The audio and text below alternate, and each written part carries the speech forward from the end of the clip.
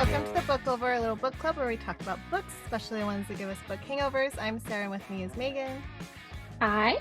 And today we have Angel Lawson with us. Hello. Yay. And we are talking about The Score by Elle Kennedy. It's book 3 of the Off-Campus series. And we're doing that because hockey. Yay! Hockey. And we invited Angel to talk with us because I don't know when the conversation came up, but at some point we were talking with Angel. It was either online or one of the times where we talked to you that you liked this series, that you liked. Yeah, I went down the rabbit hole maybe last fall or last summer, and I like tell everybody all the time when they're talking about hockey romance, I'm always like, read this series and read this book. It's my favorite one in the series. So yeah, who knows when I was telling people to read it, because I told someone to read it the other day in like one of the groups. I'm like, here's a book. Yeah. And so I just think it's everywhere. Yeah. Well, because Dean is he's just the best. I love Dean. He's my favorite. He is my favorite of the hockey boys. And it's funny because he's the unrepentant man whore, which is like my favorite character, basically. Or my favorite like guy trope. And and I have some friends who are just like, I do not like it when the book opens and they're sleeping with other people and whatever. And I'm like, oh yeah, but that's the challenge.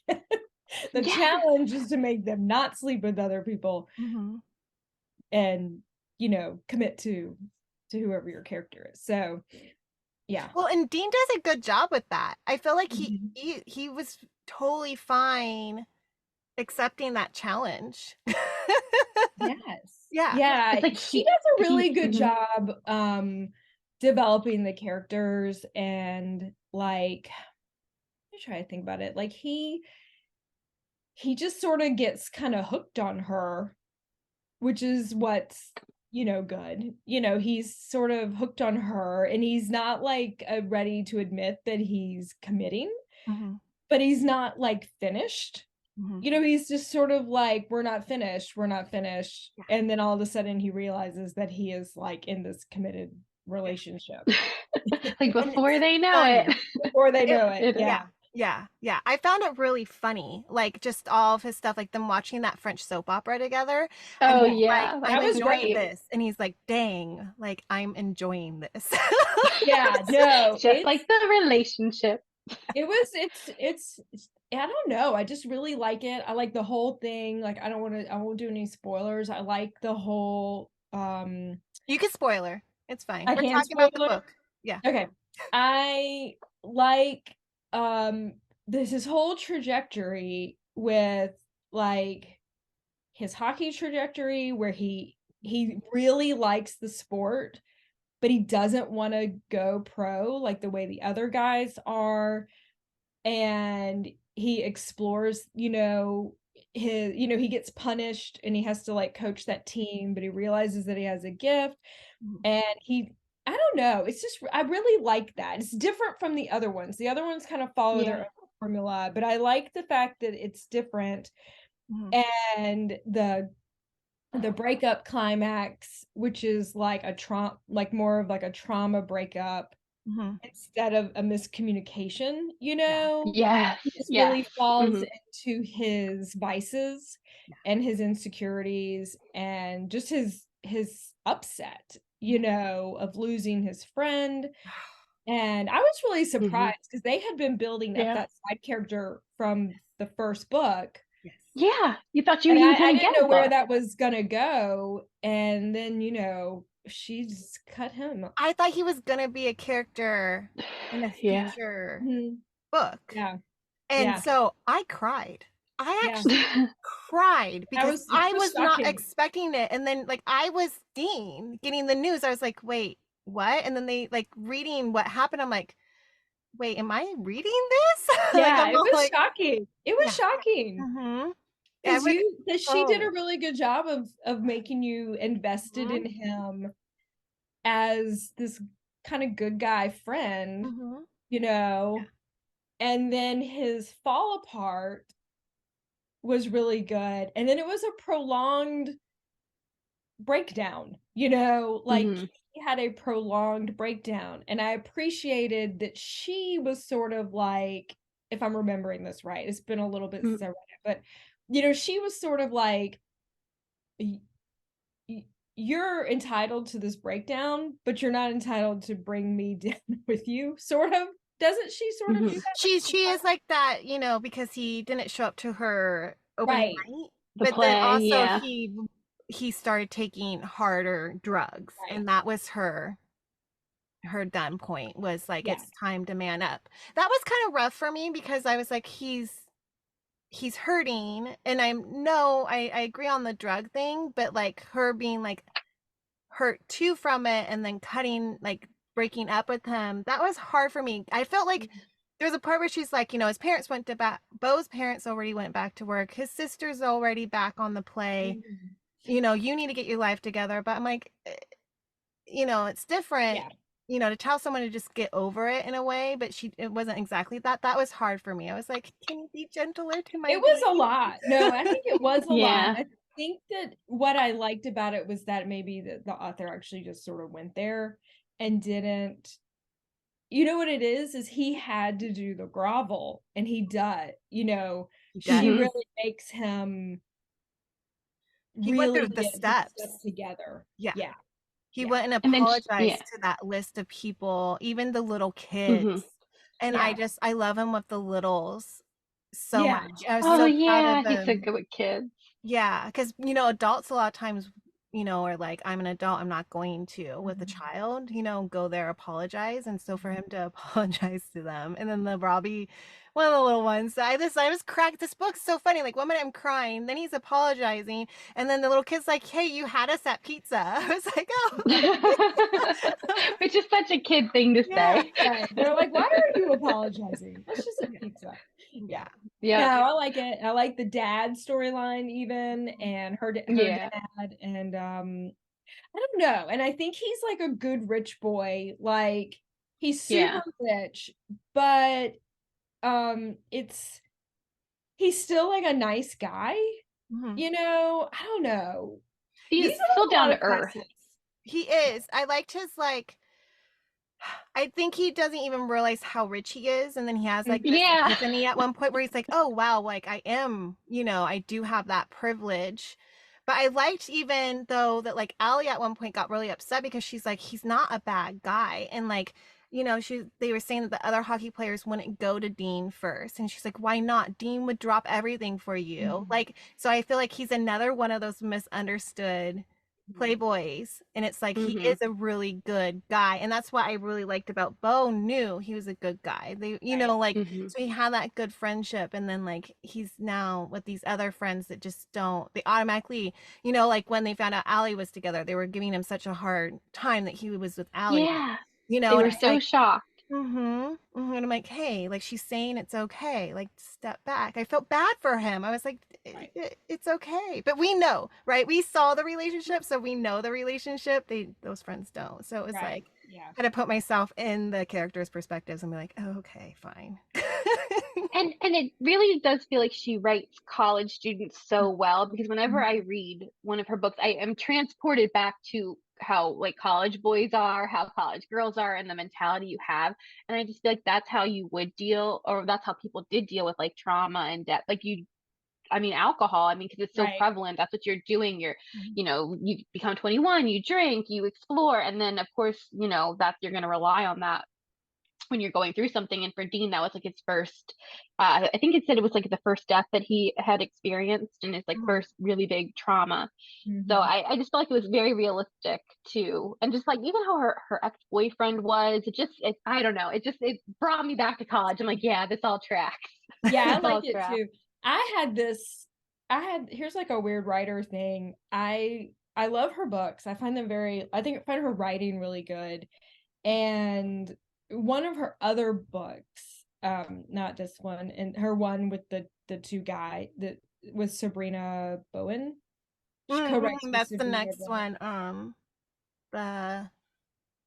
The goal? Him. It's like him or something. I don't know. Anyway, I was reading it. So he's gay. He's gay in it. And but it starts off the same way, where he's this hockey guy and he's on campus and he's like the, big guy on campus and everybody's into him. And I literally stopped and I was like, she's so good at just getting across who these characters are. Like, you immediately, and sort of like what you're saying, like, it feels very college, like, on a campus, any school campus, like, who those people are, like those athletes or those very handsome or pretty people or like whatever, you can see them, and she has that way of writing it so you immediately know who they are.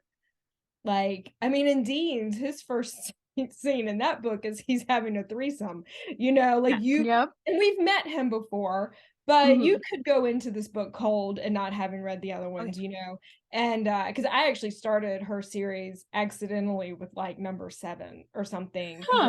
It was on like a book club or something, and I just downloaded it, and I was like, oh, there's more. And I looked at it. But it didn't like affect it, But I like how you just know she really shows you who these characters are, like in these very, very first scenes. And I've tried to like remember that with my own writing of like, how do you bring their personality into the first 3 pages or whatever, and she's writing these same similar-ish characters in each book. They're all athletes and they're all like alphas, but they're very different, and she pulls on the different tropes, So I agree. I like that they're so different. No one feels like a carbon copy of each other. They're definitely very well fleshed out. Well, and it makes it too when they show up again, like when the friends are in the book from a previous book, and you're like, oh yeah, that is such a Garrett thing or such a Tucker thing, or whatever. It's fun to see them again. And you're like, oh yeah, that's so you. Yeah, I really like it when the ex-boyfriend shows up and he's like losing it, and Garrett is like, you've got not like having it. Yeah. Get out of here. Yeah. It took me for a second, and I'm like, oh no, this is so Garrett. This is so it's so him. He's like, and I think they said that it was like off page that he punched Dean when he was like drunk and like missed the play. And I'm like, yeah, you give it to him. Yeah. That was great. Yeah. And Dean was fully accepted. He's like, yeah, I deserved it. Yeah, he needed it. He needed that. Yeah. Well, and then Allie didn't forgive him instantly either. She's like, she needed time at the end of the book, like to like, because she said she'd always been in a relationship and like needed a beat, and I liked that too. I think that's refreshing that it wasn't just such an instant solve. He apologized. She's like, no, I need a minute. Her own character grows, and like, because they say it from the very beginning that she's like a nester and like a relationship person, and she just wants to be in, and I think that's fair. Like there's a lot of people like that, and so it does make sense that she got very intertwined with him very quickly, and he's such a demanding presence that she needed to kind of figure out her own. She did try though. She tried not to. I loved the beginning with him trying so hard, and then her being like, no. Like, it was hard for her to say no, and I was proud of her, and then she gave in, and I was like, yes, you gave in. I loved their banter so much. I was laughing. The inner thoughts and their conversations, and then when the guys would have conversations, just all of it, I was like, this is hilarious. Loved it. Good banter is like the hallmark of a good romance. I love me some banter. Yeah, and a good like character pairing. Yes. Oh yeah. And then of course we get our hockey element, which we all love. But and there was a good portion of hockey in it too. Like when they just like briefly mention it, it was like, oh yeah, no, we're seeing practice, we're dealing with the coach, And I like the, like you said, like the setup for him to become coach later. Like once he started, so he had a lot of like kind of drama with his coach situation with that new coach, and she didn't do that really in any of the other ones, like other than one of the ones where the coach is the dad. That's the one of the other ones.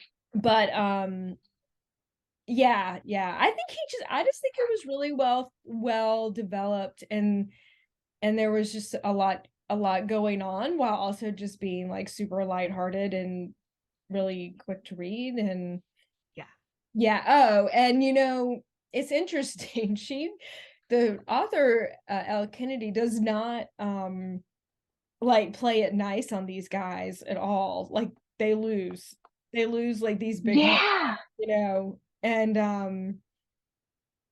then I'm trying to remember, is this the one where they lose because he doesn't show? No, he doesn't. He gets kicked out of the game. He gets kicked out of the game, and then the other guys get in like these fights. Isn't that right? And I don't know if we know about fights. I think I'm mixing up. He gets kicked out of one game, and then he gets, because of the coach and the drug testing, he gets kicked off the team. He gets kicked off the team. Yeah, and then they lose the season. I'm thinking, and they were losing a lot. They were losing a lot. I'm thinking of a different. There's another one where there's like a big fight at the end, and it like goes sideways also. So they just sort of have a hard time. I'm like, gosh, which way could it have been the deal? I'm like trying to remember the deal now, but I'm like, it's hockey. There's always a fight. There's always a fight. Yeah, no, I was thinking of a different one. I'm not going to give it away. Okay. So I do like that they're not always winning, or like, and then like you said in this one, he didn't become some big hockey star. No, and that's not always. Yeah, I forgot that he gets kicked off the team, and that's like, he gets kicked off. Like I was a little disappointed for him, but he also kind of had it come. There was just a lot of accountability for. He did not like get away with any of this. She didn't let him get away with it. The team didn't let him get away with it. The coach didn't let him get away with it. His little kid coach, they didn't let him get away with it. No, like, nobody was giving him a break, which I think was really important. I mean, it was like a little he needed it. But I felt really, really pretty realistic, and like this is what he needed. Yeah. Because things did come really easy to him, I agree. So and that's what I think Allie's father was worried about, that like he had lived a privileged life, and how is he going to face like adversity if he's never had to? And then this whole book, it's showing him facing adversity, and he's dealing. So that's he's dealing, because the deal's the first one. Sorry, a little pun in my own head. He's dealing. Yeah. Ignore me. I'll start giggling. Okay. Yeah. No, I did get upset though with the dad. No, just because I'm like, in the romantic in me was like, don't put those words out there. Don't make Allie question things. And then when all this stuff happened, I'm like, oh, the dad said this stuff. But I'm like, no, this is good. Like it ended up okay, and it was the right things to make it realistic and everything. But when he was like, he's not a keeper, I was like, don't say that. He was just such a gruff dad who was going through health problems, which I like to see, that especially MS. I like to see that in books and put out there. I thought it was a realistic representation. Yeah. And then when he shows up, and he's like, I don't need your help. And he's like, do you really think I have a choice to be here? Like, do you think I'm here because I want to be here, or because your daughter told me I had to be here? Yeah. And he's like, oh, right. Like nobody says no to her or whatever. So but that was awesome. I like that like bonding night of them, like, okay, like, we're gonna eat dinner, we're gonna watch sports all night, like it just like kind of, I'm gonna walk upstairs with you, make sure you get upstairs okay, and check on you. Like I think that totally won points with the dad. Yes, with her. It's that whole thing of Dean's really a good guy. He's just a good guy. Such a good guy. He has like flaws, but that's not his flaw.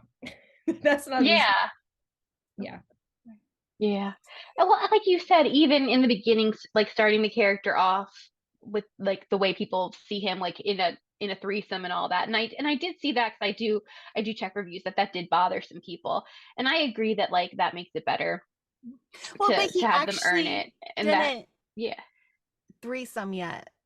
I think It he didn't. didn't. Nothing The happened girls yet. were Oh, you're sort of right. together. She interrupted them. She That's cock what it blocked was. him. So like Yeah. nothing. And she brings it up at one point, and he's like, actually, that time you cock blocked me, it didn't actually happen. Yeah, no, I love that whole initial scene. I love the fact that he goes upstairs to like take care of business. Yeah. And Yeah. she's like, "Did you just do that?" And he's like, "Yes." Like, of course. Yeah. And it's just so like absolutely like blunt, and he's so like in his sort of like sex positive mindset, and he doesn't care what other people does, and he doesn't care what you think he does.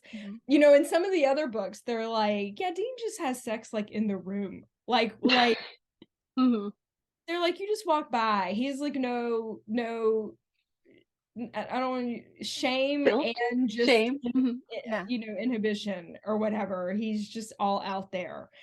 And that had to be like tamed like a little bit. Just like a little bit, because it was like a little much. But you know, I'm wondering, do you think that like that was showing like a different side of his sort of addictive personality, and he needed to work through that also?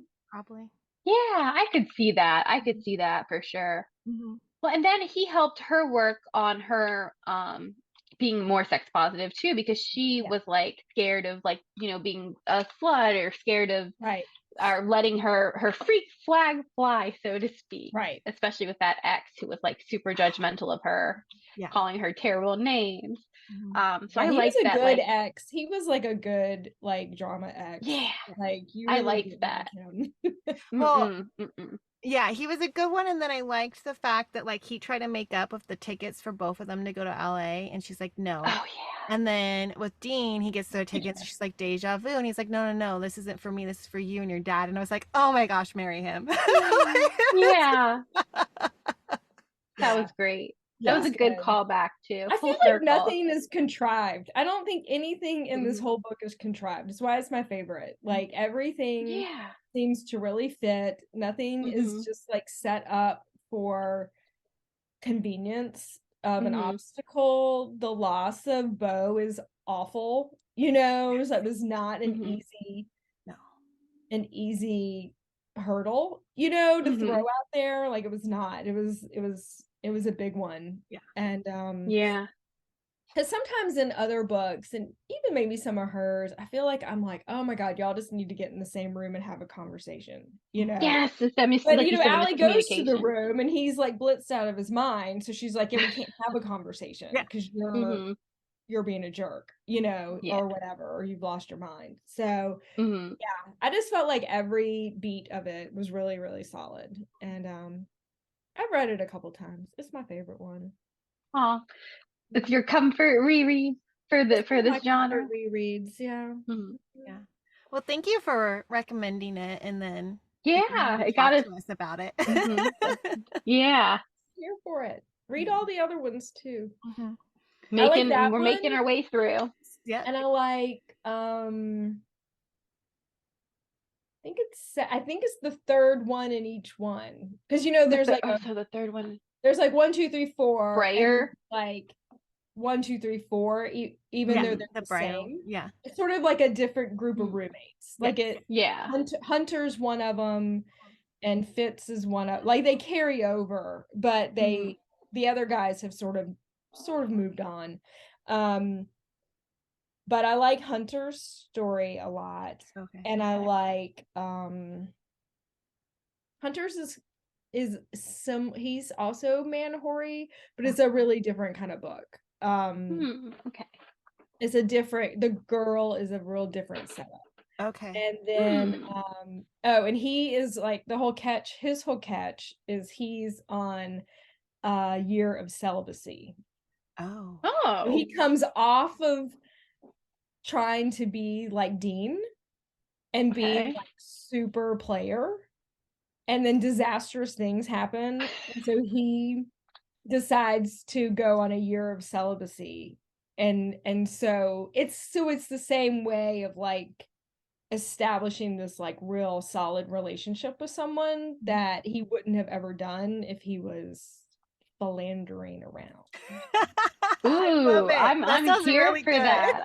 I'm sold. But this was the book series that made me realize that I really do just love the man whore. Like that was the one where I was like, okay, this is totally my jam. This is the character I like. That's just okay. I do too. I like the reformed man whore. There's something about it that yeah. My favorite TV show, y'all, is Archer, the cartoon. You know, Archer. Oh yeah. And Archer is like a super, super, super slut. Like super. Yes, and he is my absolute, like, I'm in love with a cartoon character. So we've all been there. It's okay. I'm sure we all have a character that we all love. He's so funny though. Archer's hilarious. Archer is crazy. He's my favorite. Yeah. He's so awful. He's so awful all the time, and then just like the best awful things happen back to him. And he deserves all of it, and it's just so amazing. That's why it's amazing, because he just deserves every terrible thing that comes his way, because but he loves his friends and his coworkers and his family. Like he loves them, even though he would never say he loves them. Like he'll save you from like falling off a cliff while telling you that you're the dumbest person that he's ever met. I love that. I've never watched it, but that sounds awesome. You can watch it. It's funny. It's funny. But it's an adult TV show. Don't let your kids in the room. Okay. Very adult, yeah. So. Yeah. And Archer, he played lacrosse. Cartoon. He's like the douchey lacrosse player. That's like his whole backstory. I need more lacrosse books. That's what I need, because I'm from Maryland. We're very lacrosse. We started Princes, and Whitaker is mentioned in Dukes of Peril as being a lacrosse player. And we weren't sure if we wanted to maintain that. And so we did decide to change Whitaker and one of the other characters into hockey players. Because we felt like they were like already a little like they're the people think the princes are soft. They're not. But we also just felt like, and not that lacrosse players are soft, because I don't think they are. I think it's a very aggressive sport. But we decided we just really wanted to like a little bit flip the imagery of these, you know, royal princes that live in their purple pampering and the breeding and everything, and give them something that was like a little bit harsher, which would be this hockey thing. Definitely more brutal hockey. And Sam loves it so much, so it was like a good fit. So we're so excited for them to be playing hockey. We're here for it. Yeah. Oh gosh, Oh, I love it. I love the in person. I love the games. I like the aggression of the games. I don't know why. I just do. It's like raw. It feels very raw and emotional. They're very emotional and like passionate, you know, like all the time. It's just like a lot of crazy feral emotions going on. Yes, but they can act on it. I think that's why I like, because like in any other sport, you know, there's like bad mouthing each other or whatever to an extent. You can't do certain things or because you'll get in trouble. You can, to an extent, be aggressive on the rink. You know, like you can. So I like that they have that freedom to actually let those emotions go out there. Right. So that will come into play in our books because the princes are very controlled and they live in a very controlled environment.